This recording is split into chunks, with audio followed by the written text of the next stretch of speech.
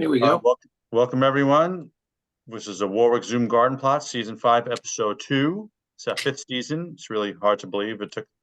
It's funny, in the Facebook feed, it tells you what happened 4 years ago. It's like, someone posted, congratulations on the Zoom Garden Plot. So it's been a long time. And Michael, our typical usual host, is doing a great job right now collecting all appliances for biggest.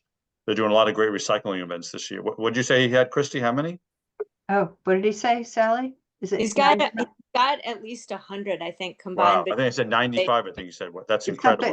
Something like that. And the whole week is to go. So if you have a appliance that you want to get rid of, where is he located? Oh, sure. Ask me that now. Somewhere. All right, sorry, somewhere. I mean, No. it's on the Sustainable Warwick website, or it's posted on the Warwick Valley. All the different events going on this week for Earth Day. Oh, happy Earth Day!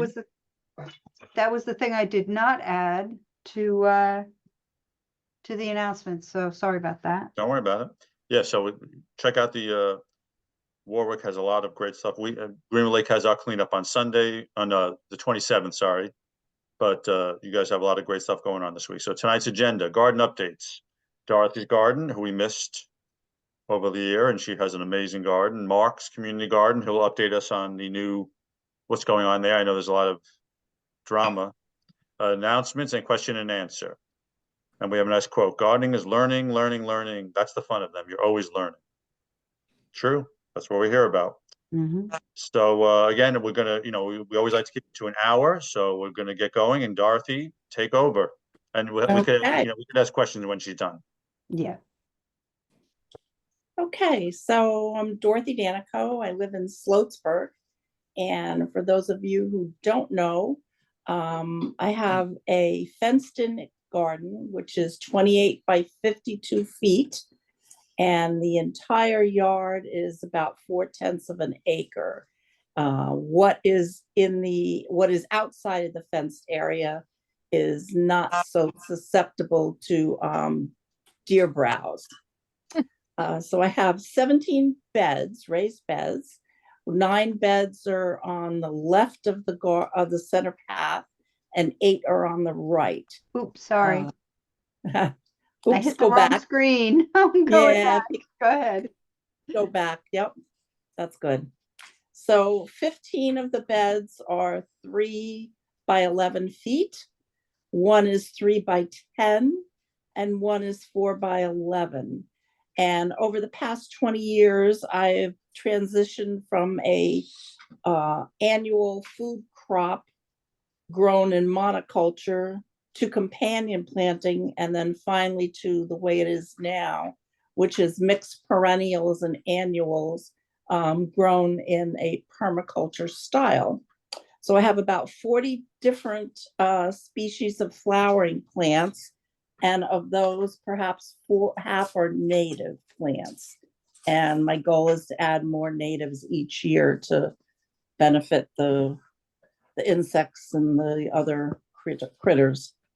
So on the right is the left side of the garden. So that's the one where there's 9 beds going down. And the first bed is empty.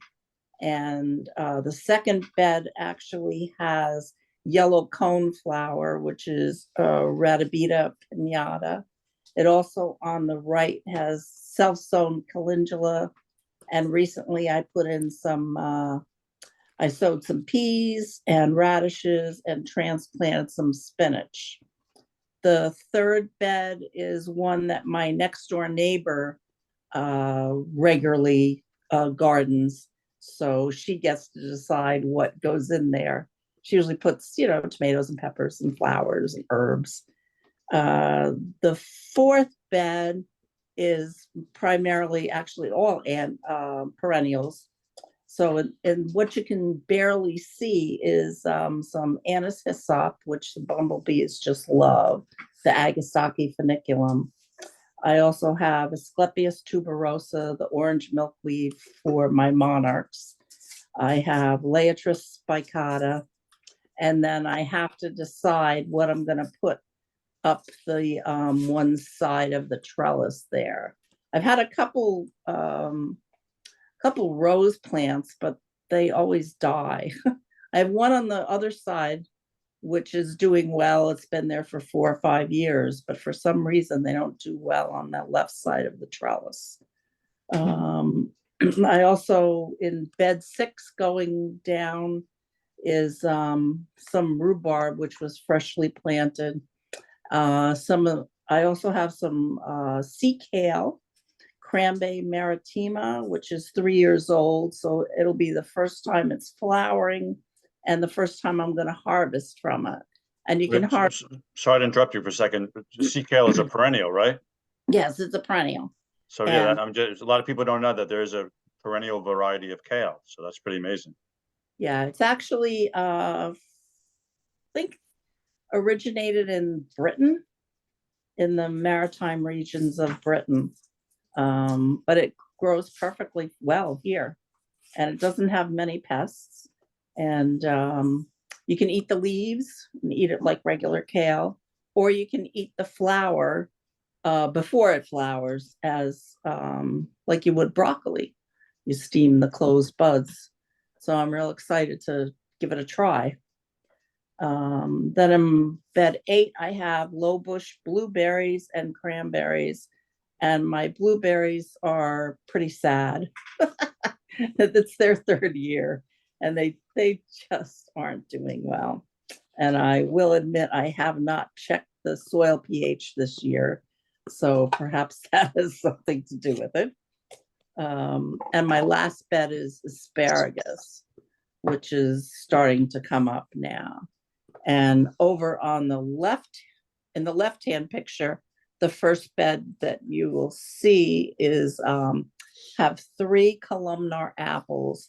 I also have a crab apple, which is outside of the fenced-in area.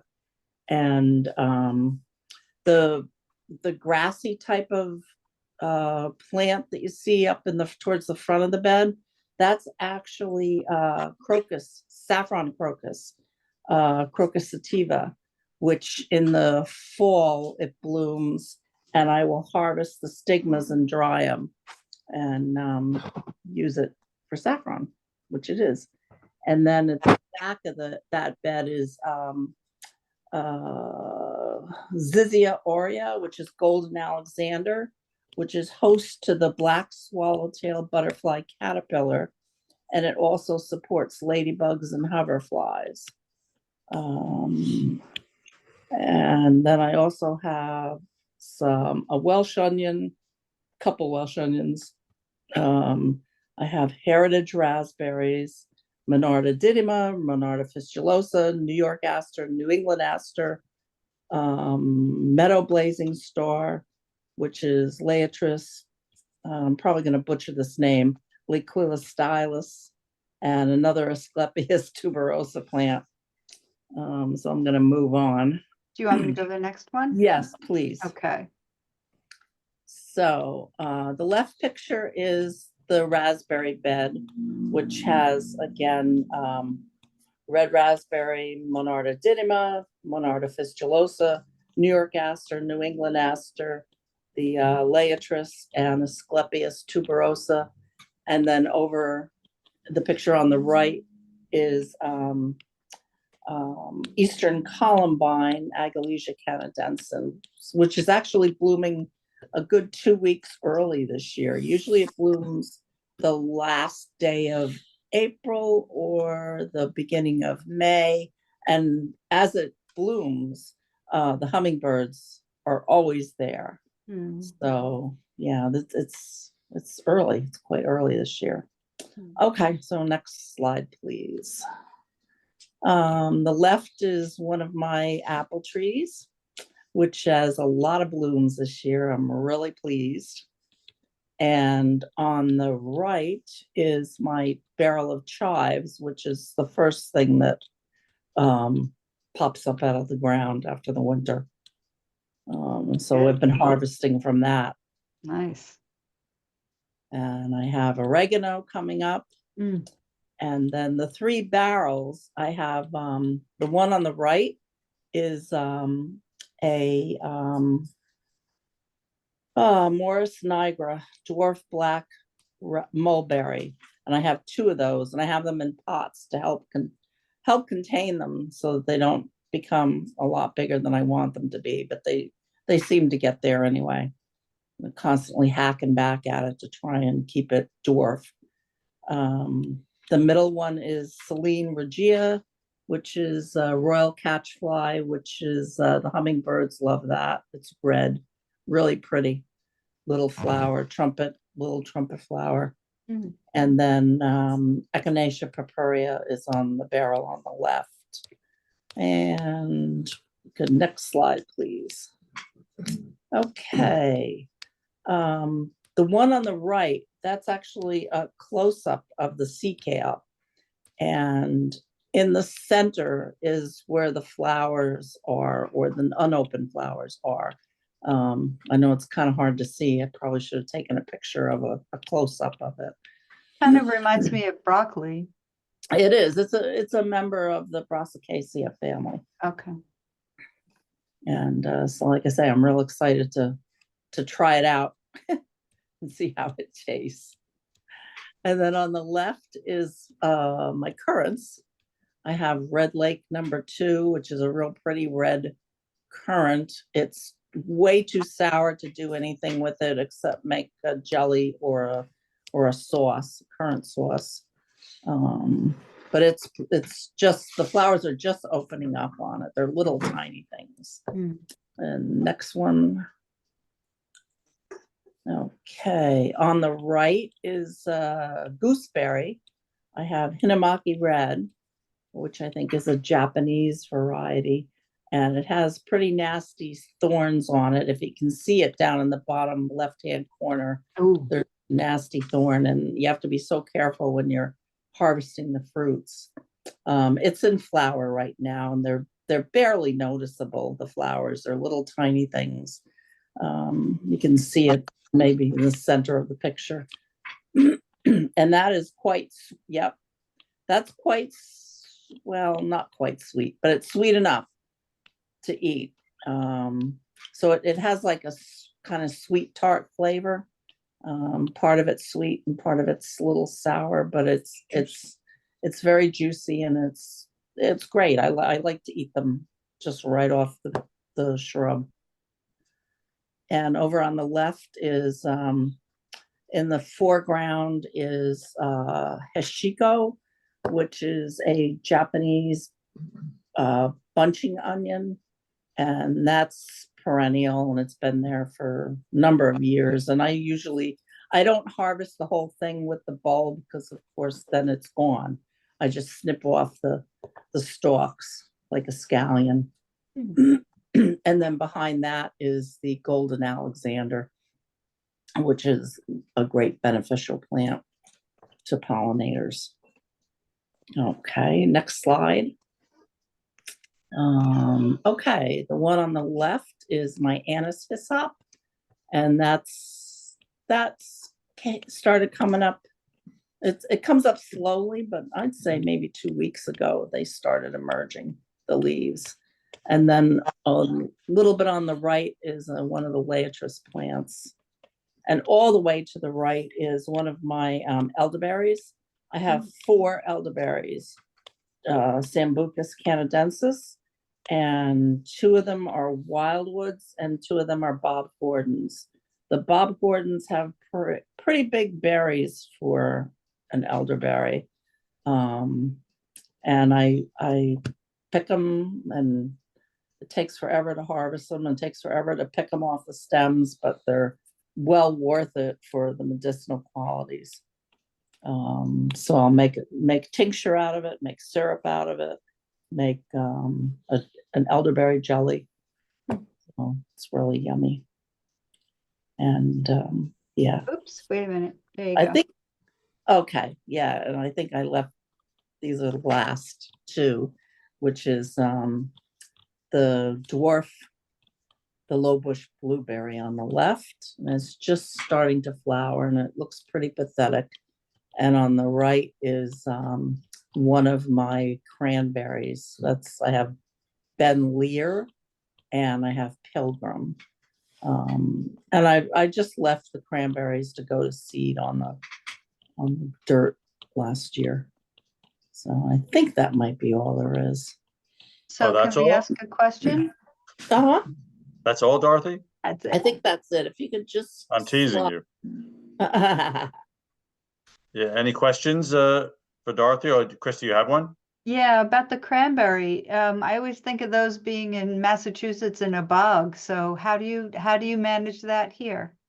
They don't have to grow in a bog. That's, a lot of people think they do. I think they grow them that way because it's very easy to flood it, and the berries just come off easy, and then they get harvested easily Okay.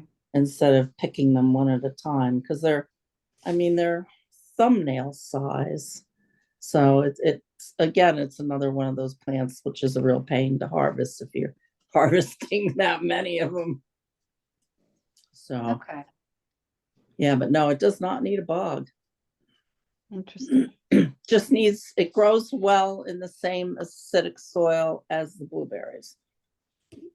I have to say that's a very it's like a permaculture dream garden of all very productive and perennials. It's just amazing. You really Yeah. do a great job. Thank Awesome. you. Dorothy, Thank where you. did you get your knowledge and experience from? I How long did Uh, it take you to a- develop that garden? a lot of mistakes, 20 years of mistakes, as well as I took a permaculture class, which really helped me along, Midsummer Farm in Warwick. Oh, Okay, So she was great. She was quite instrumental in Barbara, helping. that's Barbara, very good. yeah, isn't she? I think she's doing wonderful. another one is starting soon. If anyone's interested, permaculture is a great thing to study. So Yeah. it's really interesting. Interesting. And All it's Anything a- else? You're lazy. Oh, the dogs bark. Never mind.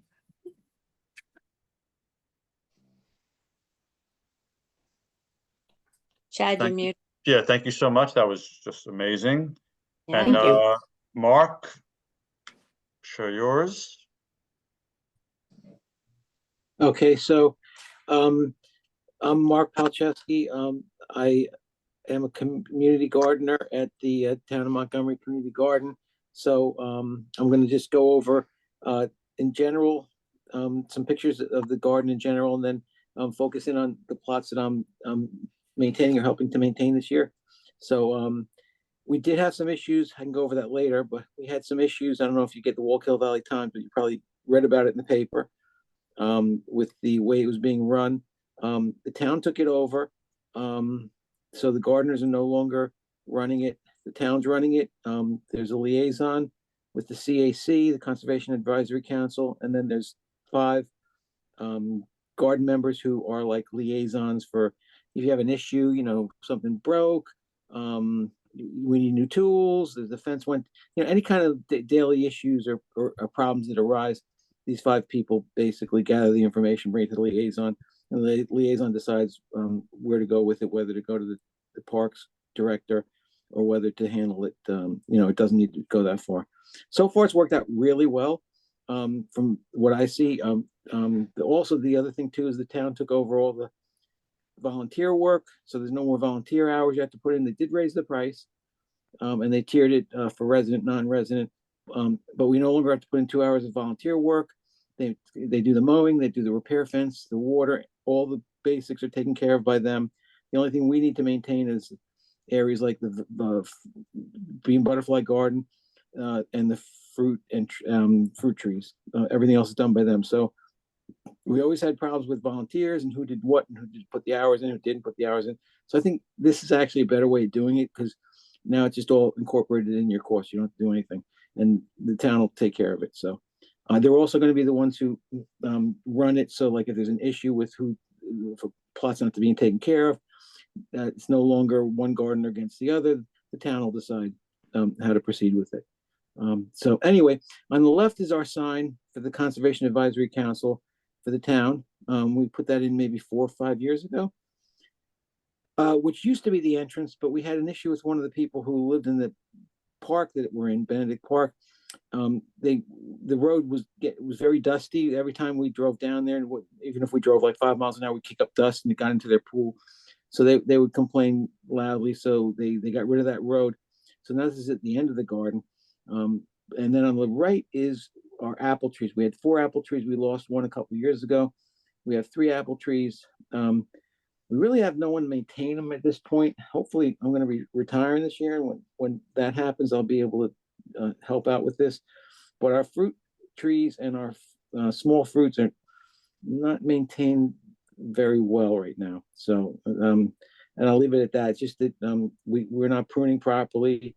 We're not weeding properly, and we're just not maintaining it. We're doing the bare maintenance, and you'll see in some of the pictures that we show you. But hopefully we can get that turned around, because now we'll have more time to do that without having to do the mundane stuff. So on the left is the blackberry patch in the front, and just to the left of that, the blackberries is the blueberry patch, and the blueberries are in desperate need of a pruning. I don't think they've been pruned properly in probably like since they've been put in. So the fruits are getting smaller and smaller, and it's just the plants are getting weaker and weaker. I think we need to weed it, fertilize it with some acetone fertilizer, and really get in there and prune it next spring. The blackberries produce pretty well, but they get kind of, it's like hit or miss. Some years like you get a huge crop, the next years you don't get quite a good crop. So we need to get in there and maintain it a little better.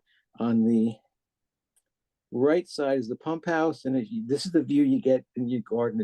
You're overlooking the hills of Montgomery. There's 17K goes by it, and then in the forefront are the raspberry patch, which is in really bad shape. That again needs to be weeded. It needs to be fertilized. It just needs to be maintained better. And then that red thing is the well. Or we have our own well there. So so the water's free. Okay, so the plot on the left with all the hay, that's actually my neighbor's, but I help her work on it because she runs a daycare and she puts in a tremendous amount of hours. So I come up there and I help her with it. So far what I've done with it is I've gone to Adams and I've picked up, I think, 3 bales of cut straw and laid it down. And this is more of a permaculture. We don't do anything to it. All we do is lay down straw. We don't till it. And we weed it, of course, but we don't do anything besides that. Put some fertilizer down, and we just constantly build up the soil by just putting in thick layers of mulch. So this is what you see in the spring. This is a very thick layer of mulch. I got some more bags of cut straw that I'll put in there, and then I just laid out the cages where we'll put the tomatoes and the peppers. In the forefront, you see these little cages, smaller ones. That's where the peppers will go, and in the middle we'll put our zucchini and our patty pan squash. So this is basically a very simple layout. I think 8 tomatoes, 12 peppers, and 4 hills of zucchini, 2 hills of zucchini, 2 hills of patty pan. And that's basically the whole plot, nice and simple. On the right is my old plot, E2, E6. We're only allowed 1 plot now, but if there's not enough members, if there's open plots, you're allowed to have a second plot. So some people didn't want to continue with the garden, so they left voluntarily. And then there was also some people who had more, like 6 or 7 plots, and they had to give them up. So there's plenty of plots. So they offered me this second plot, and I said I'd take care of it. I really haven't done anything to it, but last year. This is where I grew my potatoes and onions and squash. So this year, I think what I'm going to do this year is I'm going to use this plot. I'm going to put in maybe 4 to 6 tomato plants and 4 to 6 squash plants, and then maybe some potatoes. And I'm going to donate the squash and the tomatoes to the local food bank, because between the plot on the left, that I work with Eileen, I help her out. We're gonna have so many tomatoes. Personally, we don't need these extra tomatoes, so I'm gonna put a couple plants in there, and like again, just give them to the food bank, the local food bank. They always appreciate that, and there should be plenty of tomatoes and squash. And if I get potatoes in there too, I'll donate some potatoes there. And then I might put in some in the forefront there. I might put in some dill, because I love dill on my salmon and vegetables, and maybe a little plot of of some marigolds, some African marigolds for the pollinators. And okay, so that hasn't been really touched yet. That's still in the raw state.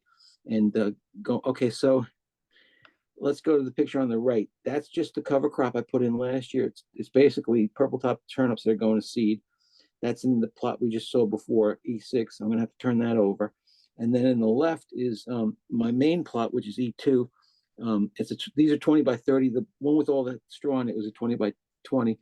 The one on the left is my main plot, E2. I put in some new raised beds. I got these from Green Supply. They were very, very inexpensive and easy to put together. They had like dovetail joints, and I put them together. And I'm not really handy. I can't really do much with my hands, but I was able to put these together in about 10 minutes. So I highly recommend them. I got pine this time instead of cedar to see how the pine holds up. We'll see. And then I also put in new edging. I think Green also sells this edging as cedar edging, and I just use it so I can differentiate between where to walk and where the plants are. Because I like to keep my beds free of foot traffic. I don't like people walking in them because it compacts the soil, and I try to minimize the amount of soil turnover. Because I think the more you turn it over until that, my opinion is you break down the soil structure. So I try to minimize that. So that's why I edge everything and put edging and beds and everything like that. And in the forefront, there's a pot of mint. I think it might be spearmint. It's coming up. And what I'll do is I'll put alyssum around that. And just to the right of that is clover. I'm going to try to get clover to grow in the paths. I've done that before, but sometimes it gets a little invasive and gets a little crazy. So it's kind of hard to maintain and keep it out of the beds that you don't want it in. Going down in the very back, I have some lavender. I have a boxwood that I put in there. I don't know why, but I put it in there. I'm going to have to get that out. So I don't want that in there anymore. I'm going to move a lavender over. And I think in the beds that I just created, I'm going to put shallots. I bought about 60 shallot bulbs, and I've never grown shallots. I've grown leeks, I've grown garlic, I've grown onions, but I've never grown shallots. I'm going to give that a shot. And then in the big bed with all the cut straw, I'm going to put in my bush beans, because last year we broke our backs picking the beans. I mean, we had so many beans. We spent hours bent over picking beans. I'm going to put it in the higher bed so we don't have to kill ourselves as we get older trying to pick beans. And then in the bed in the front, that old raised bed, that I usually just keep. For the last 2 years, I haven't grown anything in that except cover crops. I'm just kind of using it as a almost like as a soil supplement. Like, in other words, I'm going to just keep growing cover crops, and they're turning them in and not using it. And as the soil gets really, really rich, if I need to pot something or if I need extra soil in one of the other beds, I can just dig into that and use that. So anyway, go to the next slide real quick. I'm trying to go as quick as I can. Okay, the left is just a close-up of the bed that I just mentioned that I'm going to use as cover crops, and you can see I have crimson clover that I planted. It's just coming up now, and crimson clover is one of my favorite cover crops. It's really it's a beautiful plant. It's got beautiful flowers.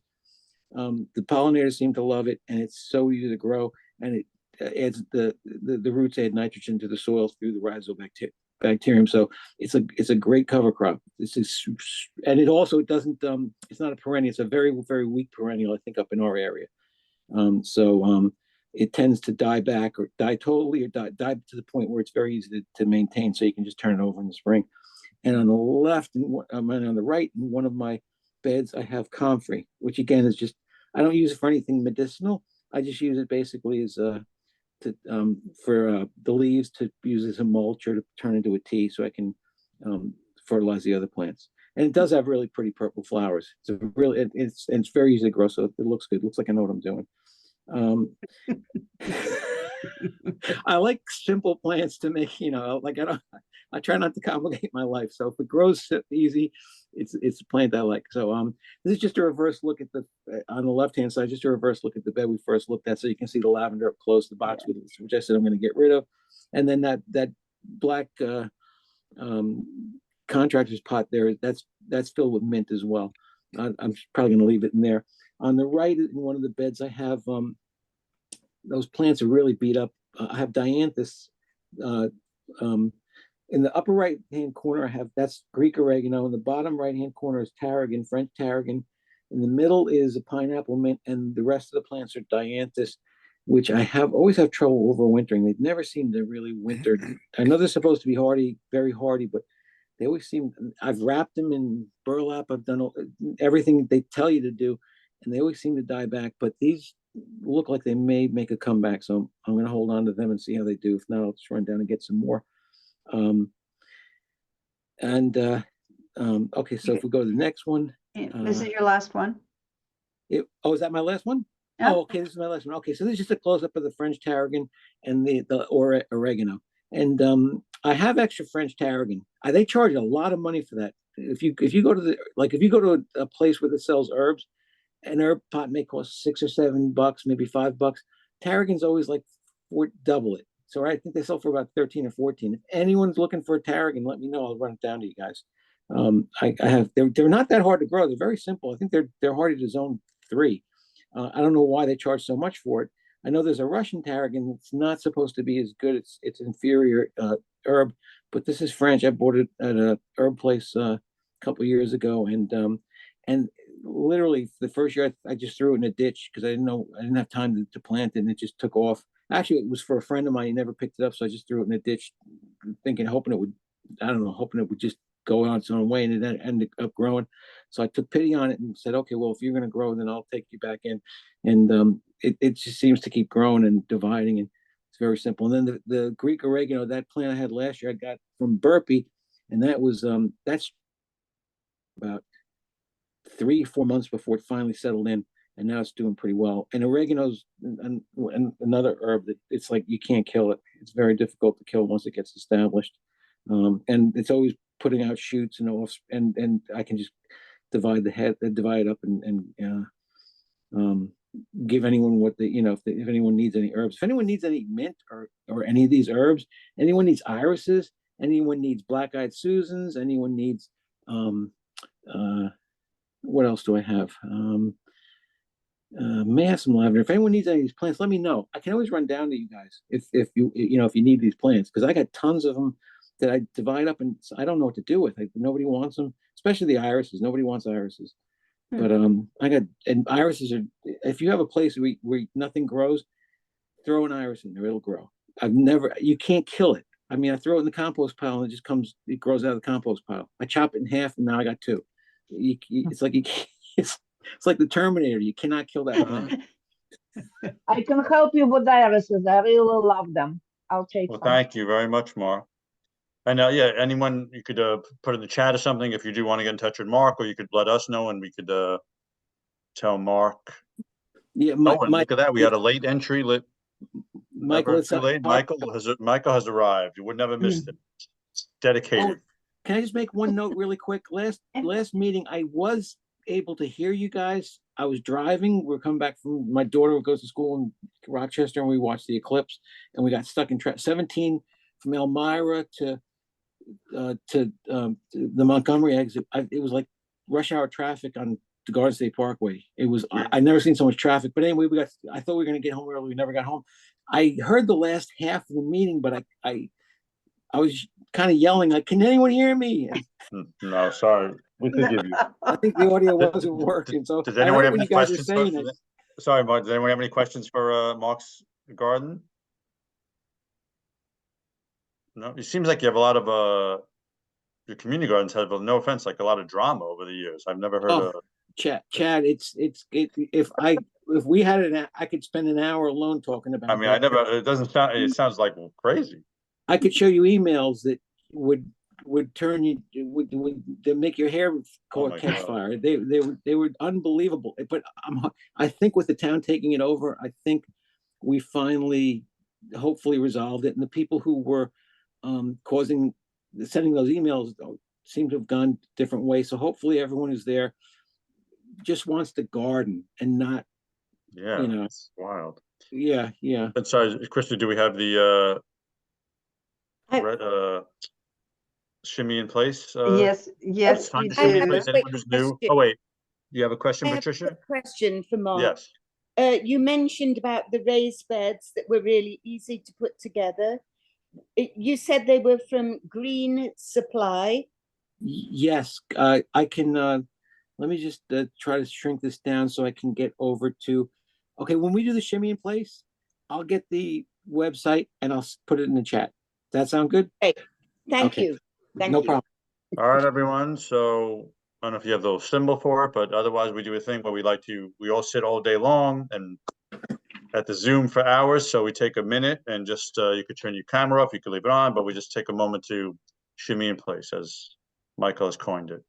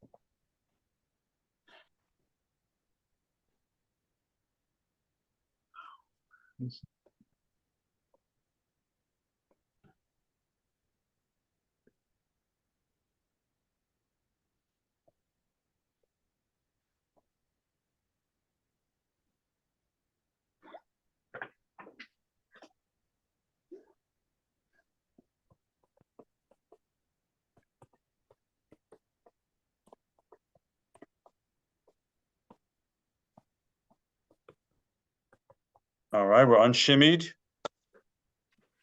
So we have some announcements to go over quickly. Our next Zoom garden plot meeting will be on May 13th, and we're just gonna have one in May because Memorial Day is on the next one. We have some upcoming classes.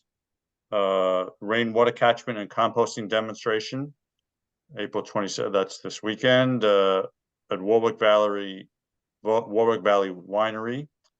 I don't know if they've sold out yet. I guess Orange Environment, yeah, that's where you can get in touch with them to see if they still have any openings. I think they might actually be sold out, which is good news. Oh, good. If you're interested. There's gonna be a great movie, screening Beauty on the Wing, which will be on Sunday at 2 p.m. at the Albert Wisner Library. A lot of good stuff going on there. And I'm gonna send out an email pretty soon. Grow Local Greenwood Lake. We always have 1 or 2 potlucks on, we're gonna have one on May 18th. But you could just get in touch with us. Grow Local Greenwood Lake. We have a website, thanks to Christy, or email, and you know, we welcome all. You kind of bring your own stuff, and it's a great way to meet people and talk about interesting stuff. Sally, isn't the Beauty on the Wing, doesn't that start at 1 on Sunday? I think it Yes, goes from 1 Ooh. to 3. I think it's 1 o'clock. Yep. It's Sorry 1 about o'clock. that. Okay. Okay. Yeah, I So, picked that yes. up from the green calendar. I'm gonna have to go fix that. Oh yeah, fix that. Yeah, Uh-oh. People will be coming in right at the end. yeah. People like, wait, what? And Okay. yeah, we have just so many events going on with in Warwick and Greenwood. You know, there's a lot of great stuff. And the library has many great classes. All right, we have a Q&A here. I'll let this open to everyone. There's a bunch of questions. As far as I did a workshop on Sunday, actually yesterday, about composting at the Greenwood Lake Common Ground Community Garden, which went very well. But do you, whoever you guys, if you have compost, do you turn it or do you let it sit? Mine's in one of those compost bins that were sold a number of years ago, and it just sits in there. I don't turn it. Yeah, I Right, have and one of it's those. you know, it's going to happen. You know, it's nature. Basically, Right, it will turn to This soil big anyway. It's black it's like round how one. fast you want it to happen. right. I'm not in a rush. Exactly. I would say for the typical person at home doing compost, you know, let it sit for about a year, because it's gonna be cold compost, and not, you know, you're not gonna have a big enough pile to really get a lot of Right. heat going and stuff like that. So let it sit, and eventually everything will break down. But it's a good idea to incorporate a lot of like autumn leaves and stuff, and so Oh, yeah. that you get in your garden extras. And Those are Yeah. my browns. I steal people's leaves, bags of leaves from there. Yes. it's They give not me dirty stealing when they looks. leave it out by the street. It's Yeah. they're giving them away, and so you're It is funny, but like sometimes people in my block will, you know, spend an hour blowing and raking, and then I just walk over. I'm like, thank you, and they're like, they give me a look. What are you doing? I'm like, well, if you don't want it, I'll take it. I use the toilet paper and the paper towel cardboards for browns Yeah. too. And news. I mean, I just throw anything. I Yeah. just, and I don't. I'm not crazy about like.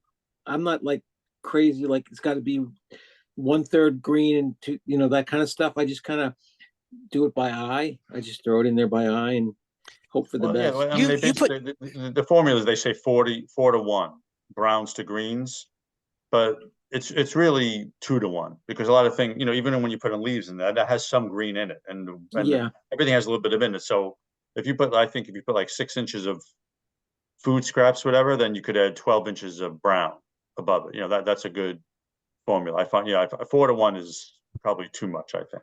Mark, do you put newspaper in your compost? I put the local news. I get the Wallkill Valley Times from my neighbor. We share it, so we don't you know, we don't have to get two copies. And I take that and I just hand shred it and throw it in when I'm like doing. I squeeze my own orange juice now, so I got a lot of orange peels. So I throw that in with that. So My question is, do you like go through the paper and make sure nobody has written like a really toxic opinion that you would not want in your compost heap? Or maybe you would want to put it in your compost heap. I thought it was especially good, Mark, that you said it was the local paper, like that made it okay. yeah, like yeah. The national news I we would emphasize not that. want in the compost heap. No. Let's not try to digest that. Come on. Yeah. Yeah. No, I have mountains of coffee. I keep all my coffee grounds, oh yeah. and I would put those in the compost, and then I found out that they're green, they're not brown. Really? They have a lot of nitrogen. Yeah, they have a lot of nitrogen. Oh yeah, Yeah. yeah. I would consider those greens. I have bags of coffee. And then, you know, then things change. Like if I pull out a bunch of weeds and then that's a green, but then I leave it in a pile, and then when it goes, then it turns brown. Like, sometimes, or even having a leaf pile is could be very efficient. But I found that if you just do straight leaves, like a leaf mold, it takes Yeah. like more like 2 years. It takes a lot. Yeah. It takes longer. It doesn't break down as quickly as No. like a regular compost. Do you Well, shred those? Do everything you has to do shred with those the leaves? size. No, I don't. I don't shred. I'm very lazy when it comes to compost. It's like Chad said, Mother Nature can do my work. I'm not. Yeah, exactly. I like to collect leaf mold and use it as mulch the following year. And actually, I've got a one of those leaf blowers that runs in reverse and shreds it and puts it into a bag. I've got an extra one of those. I'd be happy to trade it to somebody for something. Somebody was moving and they sold it to me for $40, so I could get it to somebody, I suppose. But anyway, I'd like to make a deal. But I find what works even faster is to put them on the ground and run a lawnmower over them, use a bag to catch them. So at least they're a little bit shredded, and then it's not going to take 2 years. My dad did that when we were kids. I remember he used to go out there with but yeah, but I bring home the bags from the village and dump them out on the lawn, and then run the mower over them and That's smart. put them on a Yeah. heap. I just leave the leaves like as they are. And like again, the larger your piles are, the more things will break down faster. Right. And then also, but the smaller you've got things cut up, the faster it's going to go. I Yeah. have one of those, same as you, Sarah, one of those bins that I got from the county. And it's great. This year I really didn't, and I was using this, it's sort of like a pitchfork thing that you can kind of, aerate it a little bit. So I was doing that more last year and I got better. I got more productivity, I guess you'd say. I got more compost out of it last year. This year I didn't. And it definitely needs some help. So I'm thinking maybe just over the winter, it just was cold and not wet, and because it's enclosed, it's got a Right. lid on it. Right. So, but my son-in-law got one, and he put a lot of, he was clearing the yard up. So he has a lot of bigger, not thick branches, but thin branches and stuff from flowers that had died back and all that stuff. And he just threw them in on And I top. put all, like vegetable scraps, and then some of the dirt I throw out from pots and leaves and stuff like that. But I don't have it in the sun. My yard is all shady, Yeah. so that slows it down even more. Right, and he's got his in the shade and it's definitely moving slow. So would he be better then to add more like grass clippings or something to juice it up, or what? I don't know. My grass, most of the leaves in the fall, I just mow the leaves and just leave them on the grass. I don't put grass in there because I just mow. Okay. And then my backyard is half no more because the dogs made it into a racetrack. Mhm. Then we also have anything to avoid or incorporate into your compost pile. I've heard like, and I've never put it in there, but I've heard like meat and cheese and dairy to avoid. Right. Every thing I've read said don't do that. I put in Yeah. like, I put in bread now. I went to some place and said put in bread, put in like pastries, put in candy. So I've started throwing all that stuff in there. My wife thinks I'm like nuts, but I haven't seen any issues with the animals, and I haven't seen any issues with like the compost getting you know, unusable or gross or anything. So like if there's a loaf of bread and half of it went bad, I'll just toss it in the compost. And Yeah. Yeah. I agree. Like, again, I'm pretty, I'm looked into a lot of this stuff. Like a lot of the, the larger facilities could take everything. Yeah. Take bones, meat, like a lot of farms even, if you've got, if you have a animal die in the farm, they will compost it. It's, if you have a large enough pile. Yeah. If it gets hot enough. I know some towns Yeah. that just have bins and you can put anything in there, oil, bones, meat, and it Oh, will break that's down in a large, in a smaller pile that we have, I would not put yeah, that's the other thing too. dairy or bones. Oil, Chad. I just remembered that they said no cooking oil, but like that's because we have smaller piles. Yeah. Exactly. Yeah. No, right. I mean, you have some facilities that have, mountainous piles, like, need a bulldozer just to turn. So, they could And really. they also break turn down them over anything. so it gets hot. Yeah. Oh yeah. Yeah.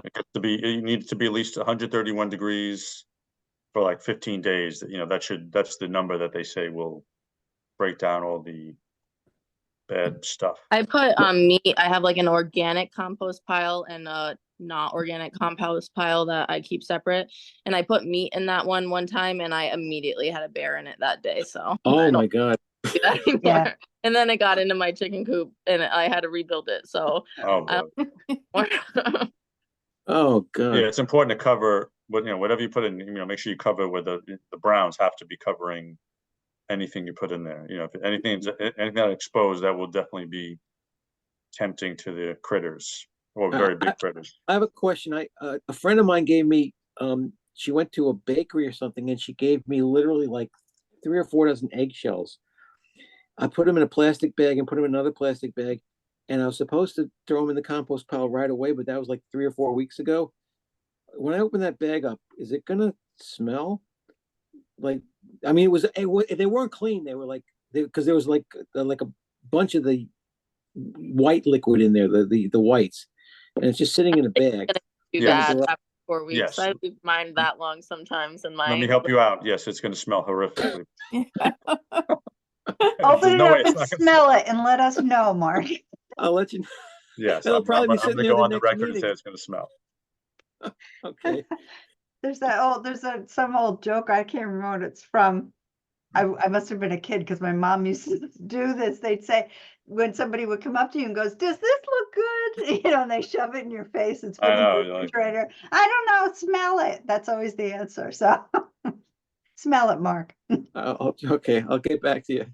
Yeah, don't go too close and smell it. So rather than go back to that screen, there were 2 more questions. How do you use your finished compost? And do you have concerns about non-organic vegetables in your pile? Anybody have comments on them? I No? always put, I put the, again, after about a year, I put the compost 2 or 3 inches on all my beds. And, then I let it sit, I usually put that at the end of the season. And then, no, I don't separate organic from non-organic because I just feel, God knows what we're eating in general from the grocery store. So I figure, and, anything we do in there is going to be, because you can get overwhelmed now between all the plastic, microplastics and stuff. Yeah. If you start thinking about it, I don't even know if I would put anything anywhere. I would just There may be some ingredients in the grocery store that God doesn't know about. I mean, there's yeah, oh yeah, there are. But it I use- could be overwhelming. Thinking about it, so I keep it separate. I use the compost for everything. If I sometimes I'll mix it in with some potting soil, something like for my pots and stuff. But I put it everywhere. I mix it in with everything. Yeah. I like almost use it like soil. Like I just I try to add it in if I have it, and it seems to work like really well. So not so much a mulch, but because I don't have enough, but I've done, just as an addendum to the soil when I do things. We had a guy who came up to us at Tree Cycle, to our booth at Tree Cycle, and he wanted to know about, because we had a little display for compost to tell people that we were collecting it, and he said that he has a compost pile and that he maintains, and when he uses the compost, the things that he grows in the compost don't grow well. So he was wondering why that was, and I was really kind of having a hard time giving him an answer. What are you putting in there? Well, sorry, he planted into the compost, you said? I asked him, were you planting directly? And he said, no, he was mixing it with the other soil. So I thought it sounded that's always hard. I bizarre. mean, there's so many factors we don't know. Does he have any Right. sunlight? Exactly. There's a million things that Yeah. it could be, horrible soil. It could be no sunlight. Maybe he's not watering stuff correctly. So Right. sometimes he just focuses, I put the compost, but that doesn't mean you're not doing other things incorrectly. You're right. That's true. Yeah. All right, hold on. Whoop. Speaking of, hold on a second now, guys. I've done it again. Michael, I'm having trouble this time, but I'm going to manage somehow. Is this what I'm doing? Well, while you're looking that up, I will just recall some of my notes from Square Foot Gardening, where he thought you built this raised bed. He was this retired engineer who put together Square Foot Gardening. His name was Mel. And Mel's mix, his soil was 1/3 compost, 1/3 peat moss, and 1/3, what's that? The Vermiculite. Vermiculite, thank you. I watched him too. Yeah. And every time you would grow something in a square foot of food, and then when you harvest one crop, you would put one trowel full of compost into the square foot and stir it in, and then plant your next crop. Mm-hmm. Yeah. Okay. I guess if the Mel Bartholomew. There you go. But then sometimes I guess some of that stuff might be hard to salvage. I guess like things aren't that sustainable. Yeah. Oh yes, this is right. This is a great plug. We have speaking of compost. Mm-hmm. We have a lot of drop-off spots. God bless the Warwick. This all year long, and we had Christie's on that committee. That you could, in the Common Ground Community Garden, you could drop off stuff at any time in our buckets. And our Lakeside Farmers Market starting in Greenwood Lake on June 8th. And hopefully, we got a little turmoil here with the mayor and other stuff like that. We're hoping to expand our compost drop-off. We have a lot of stuff going on in Greenwood Lake, so hopefully that will happen.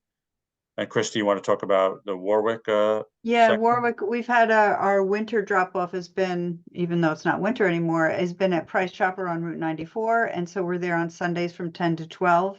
But our last day there will be May 5th, and then we'll start again at Warwick Valley Farmers Market for weekly collection on Sundays from 9 to 2. And that goes all the way through to November.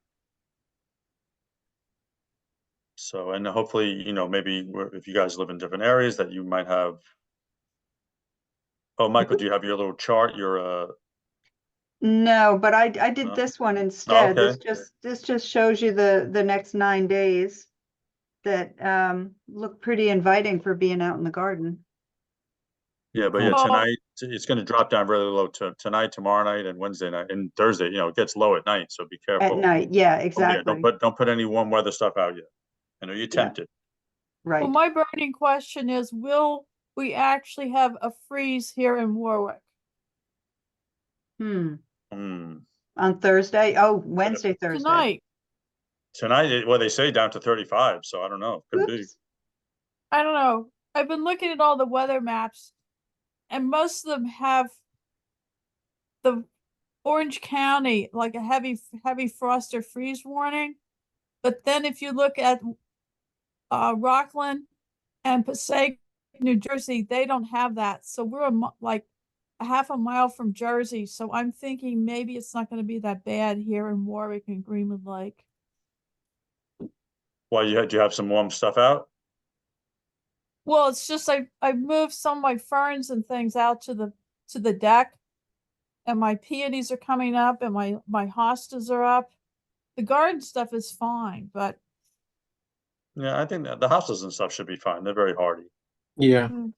I I don't was think any. looking at a more detailed map about like zones and things, and they showed Warwick as, or in my particular place in Warwick, like Flowick, closer to Florida, as like this little microclimate that is just colder than everywhere else. I don't Are you in a valley, Cody? Yeah, kind of.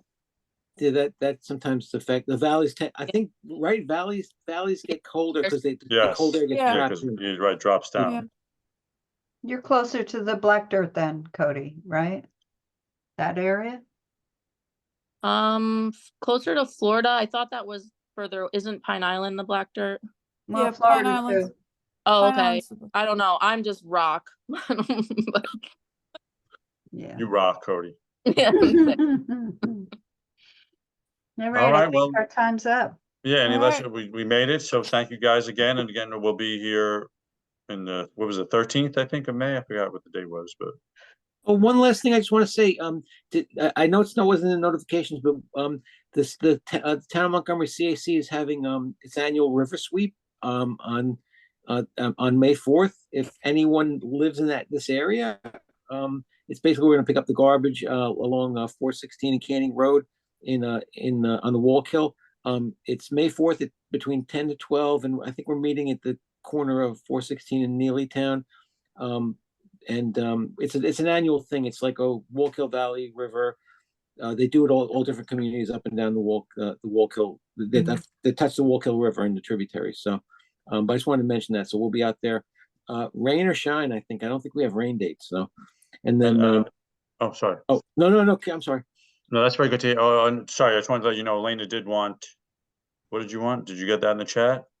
I think She loves some irises. Yeah. Oh, yeah, good. You got it. Okay. No, you would love some irises. Mark. Oh, okay. I got her email. I will. I got irises. I got tons of irises. Beautiful. All right, thank you very much, everyone. Can I throw in one more thing? Yes. Sorry, we have to go, but we still have the coolest recycling drive going on. Oh, yes. If you have any appliances, or if you have friends with appliances that have refrigerants, we take them. We've gotten 99 so far. We had 2 events, one in Chester and one here. They've got amazing. like more than 250,000 pounds of carbon dioxide equivalent in those machines. And so if you know of anyone who has an old air conditioner around, they're not sure what to do with it, bring it to us and we will take good care of it. Very Right. good. Yeah, it's amazing. You got 99 so fast. Yeah. Great work. Great work. All right. Thank you, everyone. All right. Happy Earth Day. Bye. Happy Earth Day. Bye. Good night, everyone. Bye. Bye bye.